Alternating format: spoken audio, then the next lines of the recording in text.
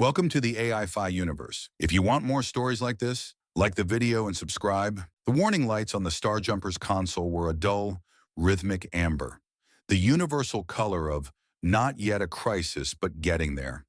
Maggie Hale, captain and owner, sighed as she checked the fuel rod charge. They were running on fumes, and her credit balance was just as thin, barely enough to buy cheap refurbished replacements at Pinnacle Station. A holographic flicker announced an incoming transmission. It was from Brock, an information broker whose jobs skirted that thin gray area between legal and not so legal. "I have a job for you, Maggie," Brock said, his face filling the holo display. "I'm listening, but I've only got enough juice to reach Pinnacle Station safely," Maggie warned. Brock leaned forward, his expression shifting to one of practiced persuasion. "I need you to divert to Orlov Station first. There are 3 passengers waiting there." "Passengers?" Maggie lifted an eyebrow. "You never send me people. Cargo, sure. Illicit nonsense, absolutely. But bodies? These aren't bodies, they're—" He paused. "Entrepreneurs." "Oh, hell," she muttered. "They're smugglers, aren't they?" Brock didn't deny it. "You're picking up the 3 plus a crate. Delivered to any Core World station. Easy." "Easy usually means prison time," Maggie shot back. "You'll be fine." His smile softened just enough to make her suspicious. "You always are." Maggie shut her eyes for half a heartbeat. She needed the money. She needed the job. And she knew Brock usually paid extra when he felt guilty about the risks. "Fine. Orlov first." The Star Jumper groaned as it settled into the docking cradle of Orlov Station, a sprawling, rust-pitted monstrosity that looked more like a graveyard for ships than a functioning port. The air inside the hangar smelled of ozone, recycled sweat, and the sharp tang of cheap chemical propellant. Tam crossed her arms, eyes narrowed. "This has disaster written all over it," she muttered. Z, on the other hand, looked genuinely excited, his eyes scanning the grime-streaked hangar for anything interesting. "Stay with the ship, Tam," Maggie said, checking the charge on her pulse pistol before holstering it. "Keep the engines prepped. I don't trust these docking clamps as far as I can throw them." "Already on it, Cap," Tam replied, her fingers hovering over the stabilization controls. Maggie stepped onto the gangplank, Z trailing behind her with a wide, manic grin. To Z, Orlov wasn't a death trap. It was a playground. Their immediate problem remained the fuel rods. The Star Jumper's current set was glowing a sickly, depleted orange, showing barely enough charge to reach the next lunar orbit, let alone the long haul to Pinnacle Station. The refueling stall was wedged between a black market weapons kiosk and a noodle bar that smelled like old oil and regret. The mechanic, Grendel, was a Barveran, wide as he was tall, with 3 augmented eyes and a smile that suggested he enjoyed bad news a little too much. "Rods are expensive today, Captain," he rasped, leaning on the counter. "Supply lines are tight. All I've got left is low-grade, partially charged, refurbished stock." Maggie folded her arms. "I need enough charge to reach Pinnacle. Price me a 3-pack. Grendel's eyes flicked to the Star Jumper's registry, then back to Maggie. 2 rods at 20% for 200 credits. Or, he smiled wider, 3 rods at 33% for 400. Might get you halfway before they start leaking." Maggie stared at him. 400 credits might as well have been 1,000,000. "You're joking," she said flatly. "I never joke about radiation," Grendel replied. While Maggie was busy negotiating, Z had wandered toward a small crowd gathered around a makeshift table. A fast-talking shill was running a game of Find the Plasma Core, a classic 3-card Monty variant using flickering holographic discs. Step up, match the frequency, win the pot," the scammer shouted. Z watched for exactly 3 rounds. He noticed the slight magnetic pulse coming from the scammer's left ring, a subtle cheat to shift the winning hologram at the last microsecond. Z, whose excitement for tech was only matched by his love for a good grift, adjusted the settings on his wrist-mounted comms unit. "I'll play," Z chirped, slapping 50 credits on the table, nearly all of the Star Jumper's emergency repair budget.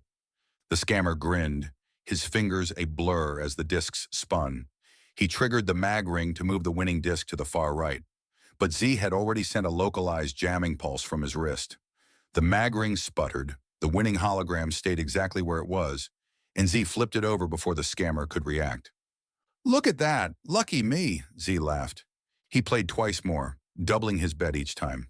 By the time the scammer realized his ring wasn't working and tried to call for security, which on Orlov was just a guy with a heavy pipe, Z had scooped up the 400 credits and vanished into the crowd. Cap, look what I found on the floor, Z whispered, flashing the credit chits. Maggie didn't ask questions. She turned back to Grendel, who was still stewing. Change of plans. I've got enough for the 50% charge rods from the reputable dealer in Bay 7. Unless you want to reconsider your asshole surcharge? Knowing he'd lost his leverage, Grendel grumbled and pulled a set of stabilized 50% charge rods from a locked crate behind the counter. They weren't brand new, but they were vastly superior to the junk he'd first offered. Pleasure doing business, Maggie lied, grabbing the rods. With the ship finally capable of making the trip to Pinnacle, they headed to the rendezvous point. Waiting for them were three mangy-looking Zebians, the smugglers that Brock had affectionately called entrepreneurs, standing around a well-sealed metal crate. The crate was heavy, made of reinforced alloy, and emitted a slight, rhythmic humming that vibrated through the floorboards. Agri-spores, the lead Zebian muttered when Maggie asked about the contents. Can't open. Spoil easy. Maggie didn't believe them for a second, but with the new fuel rods humming in the Star Jumper's belly and 150 extra credits in Z's pocket, she signaled Tam to prep for departure. Load it up, Maggie commanded, her eyes already scanning the hangar for the next threat. We're behind schedule, and I want to be out of this system before Z's found credit chits turns into a bounty on our heads. Pinnacle Station was the polar opposite of Orlov, sleek, corporate, and suffocatingly oppressive. While the Star Jumper docked for much-needed refueling, Maggie confined the three Zebians to their quarters, wanting no trouble with the local authorities. At the refueling terminal, a dismissive clerk took his time processing her request, clearly unimpressed by a freighter pilot with a low credit score. That was when Pug appeared. He was a Corvalin, a humanoid insectoid race Maggie had rarely seen in this sector.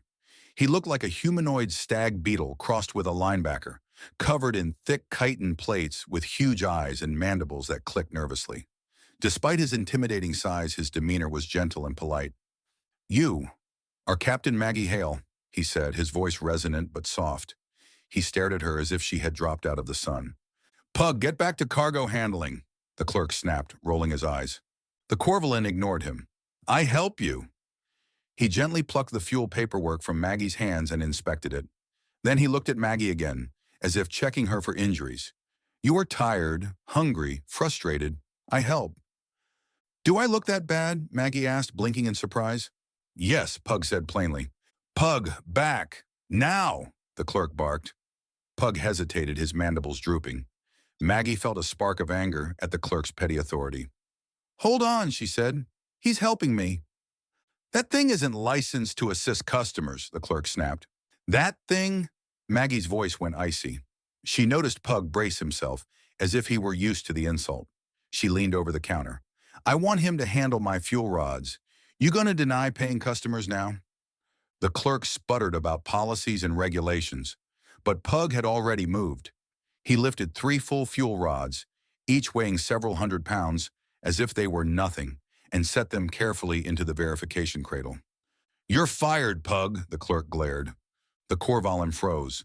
Maggie's heart sank, realizing her defense had cost the being his livelihood. Oh, hell! But Pug only nodded slowly. Okay, I like helping. Not supposed to. Now free to help. Maggie's jaw tightened. She hated this station and its bureaucrats. On an impulse she knew she might regret later, she looked at the giant beetle man. Pug, you want to lift off the station? His antennae perked up. Where? Anywhere not here. Glee sparked in Pug's multifaceted eyes, a look so pure Maggie felt it in her chest. Yes, Pug said. I want. Once off Pinnacle Station, to make up for lost time and avoid core world security patrols, Maggie took a shortcut through an unpatrolled sector. It was in hindsight not her smartest move. The amber proximity alerts on the Star Jumper's console didn't just blink, they screamed. Maggie didn't flinch. She had barely settled into the pilot's chair after the stressful refueling at Pinnacle Station when the scanners picked up the incoming heat signatures. Pirates, Tam spat, her hands already dancing across the flight controls with a fluidity that made the ship feel like an extension of her body. Two skiffs, high velocity, coming in hot from the sensor shadow of that moon. They were waiting for someone to take the shortcut, Maggie said, her voice a calm anchor in the rising chaos. She didn't need to look at the displays to know their situation. She knew the Star Jumper's capabilities down to the last bolt. Tam, give me a hard lateral roll on my mark. Z, get to the power distribution hub. I want every spare watt diverted to the rear shields and the inertial dampeners. On it, Cap, Z yelled, his usual excitement replaced by a sharp professional focus. The first volley of erratic fire from the pirate skiff slammed into their wake, the ship shuddering as the shields buckled. Maggie's mind worked like a high-speed processor, calculating trajectories and energy dissipation rates. Now, Tam. Tam slammed the thrusters. The Star Jumper didn't just turn, it corkscrewed through space with a grace that defied its bulk. The pirate fire, intended for their engines, sliced through empty vacuum instead. They're overshooting, Tam reported, a grim smile touching her lips. Don't get cocky, Maggie warned. They'll loop back. Maggie knew she couldn't outshoot them with the Star Jumper's simple defensive cannons, and she sure couldn't afford to keep burning fuel at the rate these maneuvers were consuming. She had to shake them and fast. Tam, I want an inverted thrust climb. We're going to force them into a pursuit angle they can't maintain. It was a risky maneuver, one that could tear the ship apart if the piloting wasn't precise. But Tam was exceptional. She cut the main drive, used the maneuvering thrusters to flip the ship's orientation 90 degrees while maintaining forward momentum, and then engaged the main engines at full burn. The Star Jumper soared upward relative to the orbital plane, forcing the pirates to pull a high G turn to keep up. Maggie watched the sensor ghost of the lead skiff. She knew the structural limits of those pirate ships. They were fast but fragile. Hold steady, Maggie commanded, her eyes locked on the tactical overlay. Wait for the convergence point. The pirates, desperate and frustrated by the Star Jumper's evasive maneuvers, pushed their engines to the limit. Just as the lead skiff closed the gap, Maggie saw the opening. Vent the coolant reserves now. It was a brilliant, desperate move. The sudden release of supercooled gas created a localized cloud of crystalline ice and sensor interference. The lead pirate skiff, traveling at intercept speed, slammed into the debris. Its shields flared and failed, and the ship spiraled out of control, its pilots screaming over the open comms. But the victory was short-lived. A lucky shot from the second skiff found a weak point in the Star Jumper's rear manifold. The ship groaned. Alarms wailed a new, more terrifying tone. Hull breach in Sector 4, Tam shouted. Stabilizers are failing. We're venting Atmo, and our flight trim is shot. Maggie looked at the status board. The breach was too large for the automated sealants. If they didn't fix it, the drag from the escaping atmosphere would make them sitting ducks, if they didn't suffocate from losing all their oxygen first. Suddenly, that massive shadow fell over her shoulder again. Pug, the Corvalin she had just rescued from Pinnacle Station, stood there. His huge, multifaceted eyes reflected the flashing red lights. I help, Pug said, his voice resonant but gentle. Pug, we don't have time to get you into a suit, Z shouted from the floor. The Bugman didn't hesitate. He didn't need a suit. His thick chitin plates and unique biology were built for the harsh environments of deep space mining. Before Maggie could protest, Pug grabbed a thermal welder and was cycling through the airlock. On the external monitors, Maggie watched in awe. Pug walked onto the hull of the ship, his hooked feet clinging to the metal even as the pirates continued their erratic fire. He looked like a titan of old, a giant beetle defying the vacuum. With a strength that seemed impossible, Pug reached into the jagged hole of the hull breach. He grabbed the peeled-back plating and, with a guttural roar that vibrated through the ship's frame, pulled the heavy metal back into place. Using the handheld thermal welder, he began resealing the breached hull plates, his own body shielding the delicate internal components as he welded.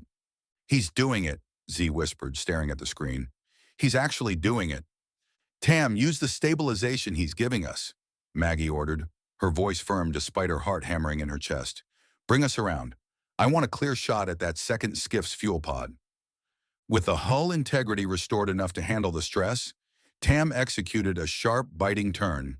The pirate pilot, seeing the Star Jumper suddenly regain its flight trim and the massive, unsuited creature standing on its hull like a vengeful god, panicked. "They're breaking off!" Tam yelled. The second skiff veered away, its pilot's voice crackling over the radio in a frantic, terrified retreat. They hadn't signed up for a fight against a captain who used her own crew as living armor. "Pug is stuck!" Z shouted. The Kervalan's foot had wedged into a cooling vent during the final maneuver. "Get him back in, Z! Tam, cover them!" Maggie commanded. With the pirates disengaged and disappearing into the blackness of the sector, Z hauled a shivering but triumphant Pug back through the airlock. Maggie leaned back in her chair.